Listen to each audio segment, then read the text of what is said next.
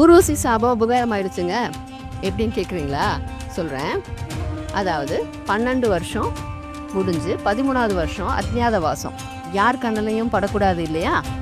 So நானும் என்னோட 5 கணவர்மார்களும் விராட தேசத்துக்குள்ளே போனோம். போகிறதுக்கு முன்னாடி எங்கள் ஆயுதங்களை எல்லாம் ஒரு காட்டுக்குள்ள ஒழிச்சு வச்சோம். அப்புறமா ஒவ்வொருத்தரும் ஒவ்வொரு வேஷம் போட்டுக்கிட்டோம். எப்படின்னா, யுதிஷ்டர் நல்ல டைஸ் பிளேயர் இல்லையா? ஸோ விராட மன்னனோட டெய்லி விளையாட அவரை கூட்டிக்கிட்டாங்க. நான் விராட மன்னனோட ஒய்ஃபுக்கு ஹேர் ஸ்டைலிஸ்டா மாறிட்டேன். பீமன் அங்க சமையல் செய்யறானா உள்ள நுழைஞ்சிட்டான். நகுலன் குதிரை லாயத்துக்குள்ள போயிட்டான். சகதேவன் மாட்டு கொட்டையிலையும் இடம் பிடிச்சான். எனக்கு அர்ஜுனனை பார்க்க பார்க்க பிரமிப்பா இருந்துச்சு. எவ்வளோ அழகா இருக்கா! என்ன இருக்கா சொல்றேன்னு பாக்குறீங்களா? அதாங்க, ஊர்வசி ஒரு வருஷம் பொண்ணா போக சாபம் விட்டால, அதை யூஸ் பண்ணிக்கிட்டான்.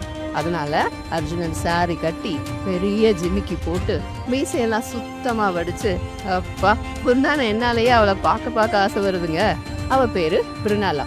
விராட மகள் உத்ராவுக்கு டான்ஸ் சொல்லி கொடுக்குறேன்ற பொருள்ல உள்ள புகுத்துதான். இப்படி எல்லாம் நல்லா போயிட்டு இருந்துச்சுங்க. துரியோதனனும் பார்ட்டியும் உலகம் ஃபுல்லா ஆளை விட்டு தேடுறாங்க. ஆனா எங்களை கண்டுபிடிக்க முடியலையே. நாங்க தான் எங்க வேஷத்துக்கு ஏத்த மாதிரி ஆள் அட்ரஸையே மாத்திட்டோம்ல.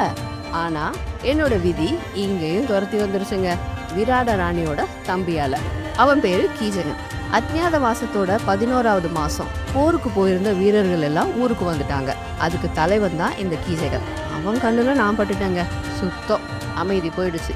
அவனோட பிரச்சனைய நாங்க எப்படி சால்வ் பண்ணோம் நெக்ஸ்ட் எபிசோட்ல பார்க்கலாம். பை.